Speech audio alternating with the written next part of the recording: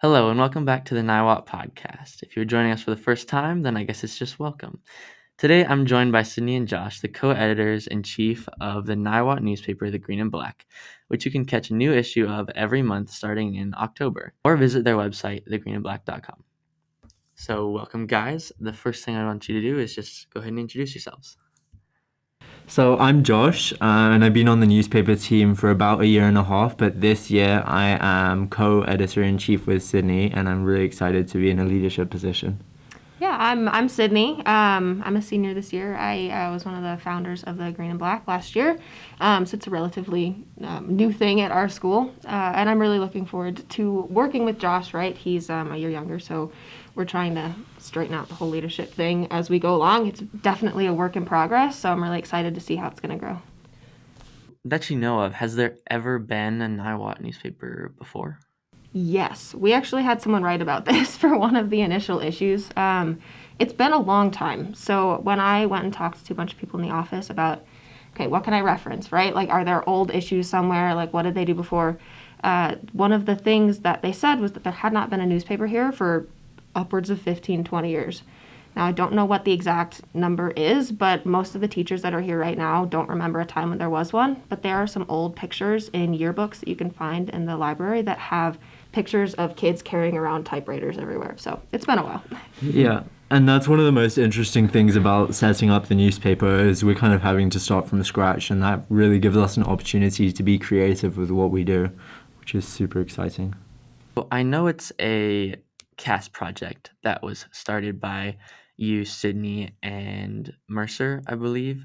And so, do you want to talk about the process of starting a CAST project related to a newspaper? It's a pretty big project to start. Can you just walk through it a little bit? It was a big process. You are not wrong in that statement. We were, just like Josh said, right, like flying blind a little bit, knowing that everything we did would set a precedent. So the initial brainchild was mine over the summer. I knew I needed to come up with the CAST project, and this was just something my mom said randomly to me. She's like, why doesn't Niwot have a newspaper? And I was like, that's a great question. Let's start one. So I approached Mercer because I know he loves to write just as much as I do, and I was really trying to find a partner who had the ability to make good decisions, because when it comes to newspaper, it's content that you're putting out there for everyone to see. A lot of times it's political content, right? You need to make decisions about the ethics of doing that, especially in a school setting. And so Mercer was a really great partner to have in that initial process, because a lot of the questions that we were getting about that were, right, like setting precedents. Like, what were we going to include? What was the Green and Black going to represent? And how are we going to represent that in the kind of content that we allowed our people to create, that we kind of sought out?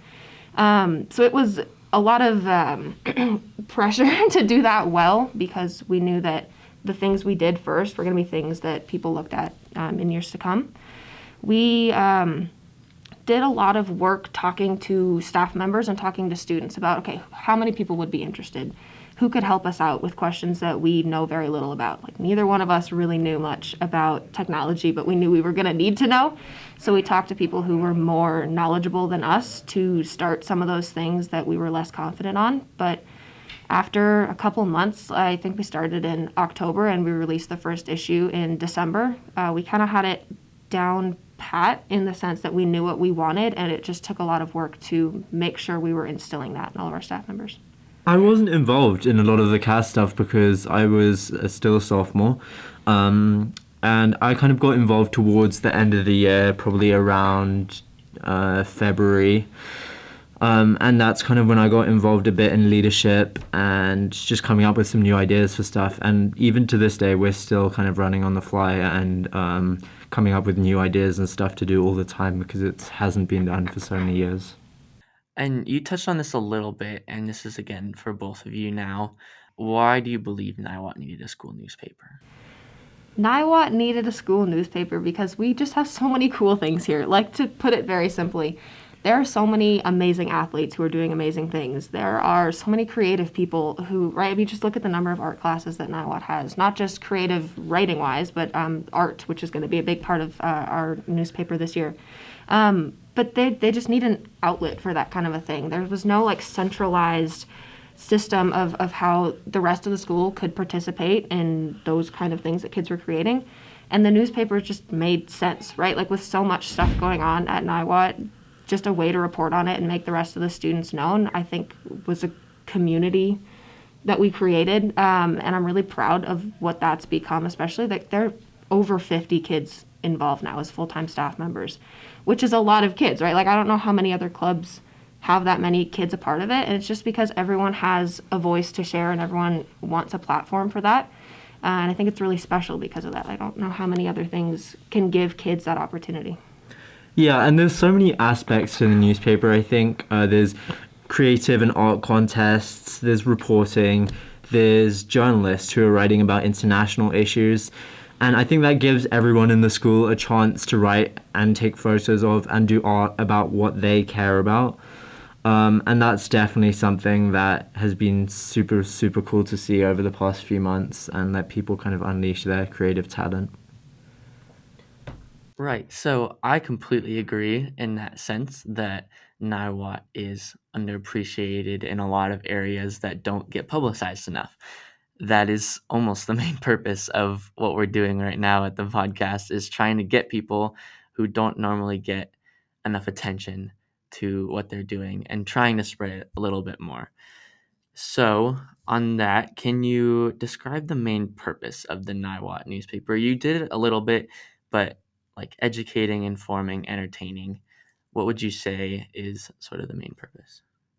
Everything. And that's why it's so special. It's just like what Josh was talking about. Everyone has a different area that they're passionate in. So everyone brings something different. Like even thinking about some of the content that we have coming up for our first issue in October, people want to do spooky Halloween cartoons just for fun, which I think could be fun for kids to read about and see because it's like that kind of month. Everyone's feeling that way. But then we also have people talking about the like Texas abortion laws, right? That's a huge hitting topic that needs to be discussed and discussed in a conversational way. But it doesn't necessarily like match the tone of a spooky Halloween cartoon. But yet they're both in there because we know that our readers read the paper for different reasons. So people that don't necessarily, like, I mean, high schoolers, right? They don't read every single piece of work that's in there. So we put in cartoons because we know people always like pictures. And we put in photographs of things like the homecoming game because people always like to see themselves represented. Yeah, and Joey, I mean, you know this because you've been part of a newspaper, but there's so much going on, and I think on those 3 points that you talked about, we're informing people and engaging them in school events. That's a massive part. We talk about students' businesses and things like that. And then we have educating people about world affairs. That's another massive, massive part about the newspaper, which is talking about Afghanistan, talking about the Capitol insurrection, things that are really, really heavy hitting and important that other papers talk about, but students don't usually get to write about. And then I'd say the third thing is just entertaining. I mean, we have a number of amazing comics. We had Funny School Reviews last year, which was something done by Freddie and Ryan. So yeah, I think those are kind of the 3 main points and purpose of the newspaper. Do you feel like you put more emphasis on world affairs, or do you want to keep it more local within the school? Do you put more emphasis on one of those? Would you like to put more emphasis on one of those? Yeah, so this has actually been a really, really important part of our thought process this year. If you read the newspaper last year, or even if you haven't, you can understand that we talked a lot about just the facts of world affairs. And when we started the newspaper, that was amazing. But this year, we kind of want to get a good balance of, number one, Niwot events, because no one else reports about that apart from the Niwot podcast, of course. So that's definitely important for the student body. But then the second important thing is people already read about all these world events on their phones. I mean, people get news already. The thing we can do differently is take Niwot student perspectives and put it in those contexts. So if we're talking about Afghanistan, how does it affect students? How does it make teachers feel? And that's something that we're going to focus on this year for sure. So the next thing I want to talk about is, can you describe the process of publishing a newspaper within the setting that you're in, the good parts about it, the bad parts, like the difficult parts about it? Yeah, so in terms of a 1 month breakdown, we start up with article signups, and this is the first day of the month. So that's when people are signing up for everything they want to do internationally and school related, signing up for interviews and all of that sort of stuff, just so we have an overview of what's happening. Then over the next 15 days, people are going to write their articles, do their art, and this is really a big push for people.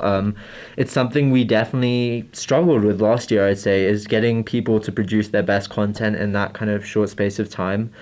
But it's really awesome when it all comes together. And then by the 15th, we ask for everyone to have all their content submitted.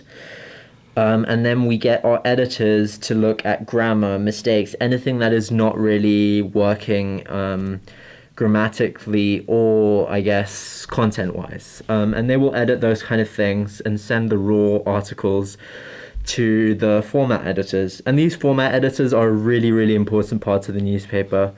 They put everything on the website. And that is massive. It's a really complicated process, and you have to move everything so it looks great when the print edition comes out. And those people are super important. And then once it's gone through format, it goes through admin, it gets approved, and we can release it on the 30th of every month, pretty much. Mm-hmm. So within a month, that breakdown, it seems like it happens really quickly, because it does. There are a lot of moving parts that go into producing the newspaper, just A, because we have so many staff members, but B, because we want to do it in a certain way, right? Like, we could just take everyone's random articles and put them together haphazardly, but we really want to make sure that everyone gets fair and equal representation, right? So we really put a lot of thought into, okay, who's writing the most important articles, right? And they get to go in the front of the format. So we do produce a print format every month, and that takes a pretty decent chunk of time at the end to push out.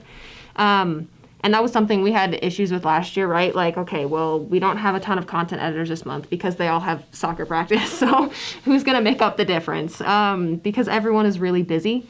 But that's why we have so many people, right? So a lot of this happens really quickly, but we can rely on the fact that if we have a couple people missing for sports or music, or whatever they're doing, we have other people who can make up some of that content. And I think our issues this year are going to be a little longer. Like last year, they were probably 12 pages worth of content. This year, I'm looking at probably 20. I've been looking at the format, and it's probably going to be longer, just because there are added people. But there were definitely some struggles with adhering to this structure last year, just because, high school students, we cannot enforce, like, you're not going to get a bad grade if you don't do it on time. So this was all, like, usually something people waited till the last minute to do, which is not necessarily bad, but it just, a lot of things were turned in late.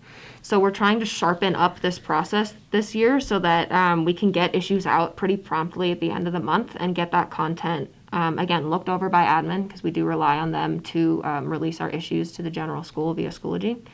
But yeah, this 1 month system has seemed to be working thus far, because there's definitely a balance between, we want to give people time, but news ages. So like, if something happens on October 1st, it's going to age by October 30th if you write about it in a certain way. This happens a lot with sports.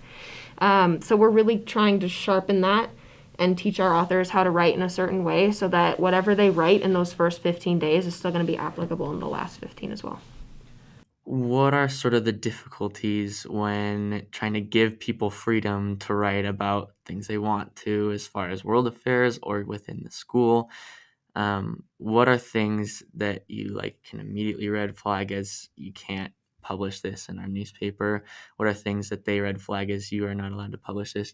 Absolutely. That's a great question. And it's case by case. So last year, again, we were coming to this blind. We knew we were setting precedents, and we were setting precedents in what kind of content that we could produce. Last year was special because so many political things were happening and not a lot of school things were happening. So most of what our authors wanted to write about was political affairs. So we definitely had a couple questions from admin, like, you're not going to do this all the time, right? Like, they're not all going to be political. And they're not. We have a lot more things this year. But last year, that question came up a lot, and I feel like we have a great relationship with admin because we're both very respectful of the fact that news is news and perspectives are perspectives. But the philosophy that I, and now Josh, and I think anyone in leadership positions at the newspaper, I try to instill in them and that we approach is that at a certain point, we have to represent our journalists and our reporters, right? So if they bring an idea to us, and a good example is actually one that's coming up this issue, right? This Texas abortion issue. it's a touchy subject, right? It's a very political subject, and it's one that has to be handled with delicacy. But if we feel that the author has written it with care and that we think that the Green and Black can stand behind the issues that are talked about in it and the way in which it's talked about, we feel confident in defending that decision to admin. Like, that is our job, right, as leaders, is to take the voices of the journalists and just anyone that we have on our staff and then defend that to admin, because we really value admin's partnership with us and their help in not only producing the newspaper and sharing it with the public, but just all the questions we've asked them about how to go about doing it. But that is our responsibility as leaders, is to fight for the opinions that we believe should be represented. Yeah, and this, Joey, is such an interesting topic nowadays because we have all this fake news and all the worries that journalism is kind of becoming shades of grey. Like, you can't tell what is true and what is not. And it's an issue that we're having to grapple with as well, because we have people from all over the school from different political perspectives writing for us. And at the end of the day, we're going to write what's true. So if somebody comes to us with an idea, we're going to look through that idea. We're not just going to cut down somebody's idea we try to be as bipartisan as possible, is what I'm saying.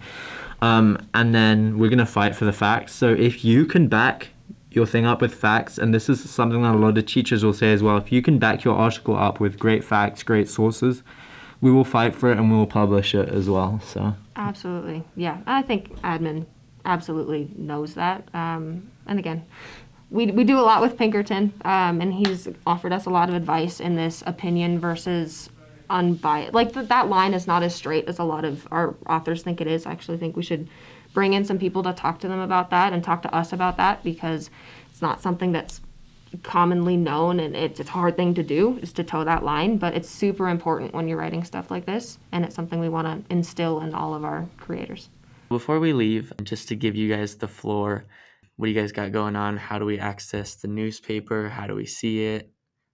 Well, our first issue comes out at the end of October 30th, 31st, somewhere in there. And we are super excited for you guys to read it. Again, it's the first one of this new year back. There are so many more Niwot things happening this year that we're going to be able to report on. COVID has allowed us to come back to school.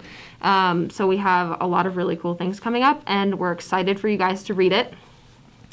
yeah, guys, we are so happy to be back in school and have all these events happening. We're going to be having a Halloween issue in October, which is our first issue, with cartoons and cool stuff about that. We're going to have an exclusive interview with Elise Cranny, which is going to be super exciting since she went to the Olympics. And then we're going to have our article about Texan abortion laws, and all of that's happening politically, which is going to be really, really interesting to read as well. So if you want to read that, then our articles should be on Schoology. They're going to be on thegreenandblack.com, which is our website, coming up soon. And you can also follow us at Niwot Newspaper for more information and quick news as well. Thank you, Josh and Sydney, for coming on today and talking about the Green and Black. I really appreciate it. Awesome. Thanks, Joey. Yeah, we really appreciate it, and I know that we have quite a similar role in Niwot on reporting as well, so it was great to talk to you. Make sure you guys go check out the October issue at the end of the month. This has been the Niwot Podcast.